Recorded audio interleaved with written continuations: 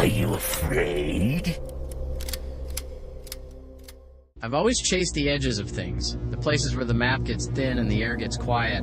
Backpacking, for me, isn't about hitting a known trail. It's about pushing past the last signpost into the deep forgotten corners of the wilderness. That's how I found myself 3 years ago, further into the Great North Woods than I'd ever been. I had a good feeling about this trip.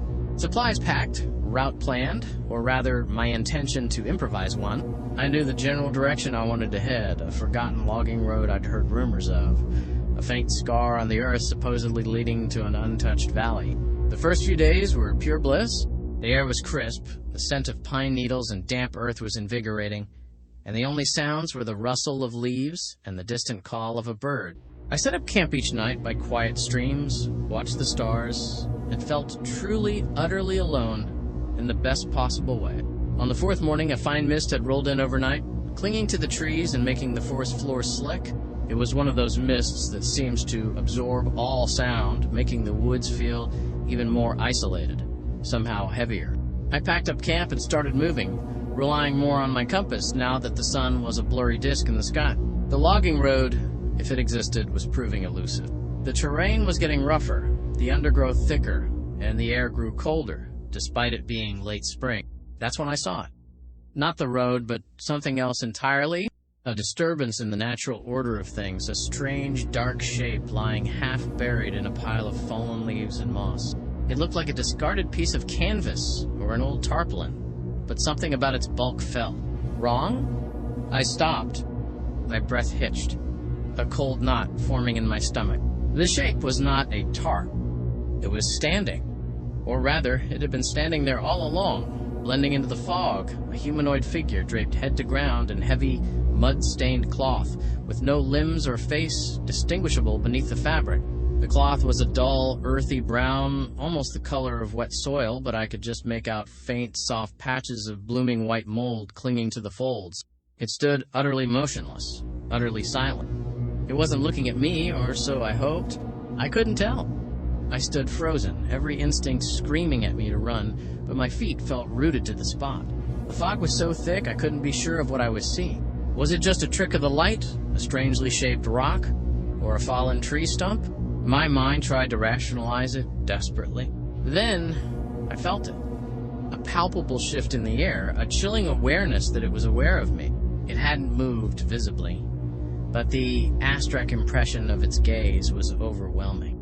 My breath hitched again, turning into a shallow gasp, and then I saw the eyes. Deep within the shadows of the hood, eye sockets set impossibly far apart, receded into darkness. Not glowing, not reflecting, but flocked their docks, like bottomless, dark voids catching no light. And below them, in the darkness where a mouth should be, there were no lips at all, only exposed, yellow teeth visible, extending into an unnaturally wide grin in the murky light, like a grin carved from bone. Panic finally broke through. I turned and ran, blindly, crashing through the undergrowth, not caring about the scratches or the tangled roots. My heart hammered against my ribs, a frantic drumbeat in the silent, misty forest. I didn't look back. I couldn't. I ran until my lungs burned and my legs ached, then stumbled to a halt, leaning against a tree, gasping for air. The fog still clung to everything, making every tree look identical, every shadow a potential threat.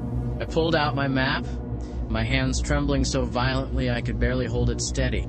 I walked for what felt like hours, trying to put as much distance as possible between myself and whatever that was.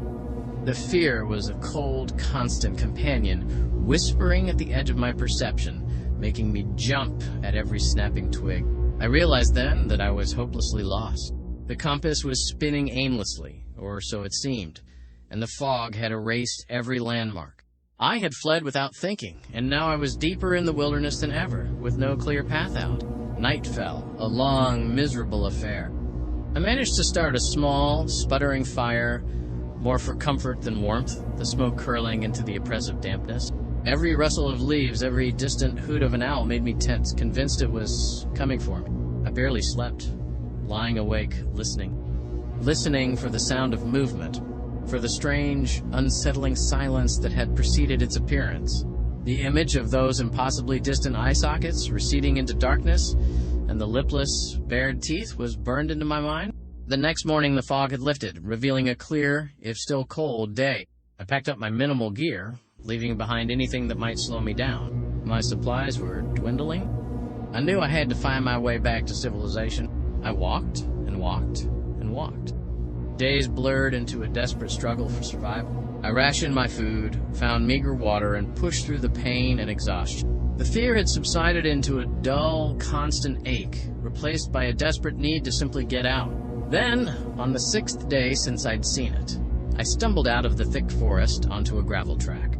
It was narrow, overgrown, and clearly disused, but it was a road, a path, a way out. I sank to my knees, tears of relief stinging my eyes. I followed the road for hours, eventually finding my way to a tiny, forgotten town on the edge of the wilderness. I never told anyone what I saw out there. How could I? It sounds like a nightmare, something cooked up by a tired mind.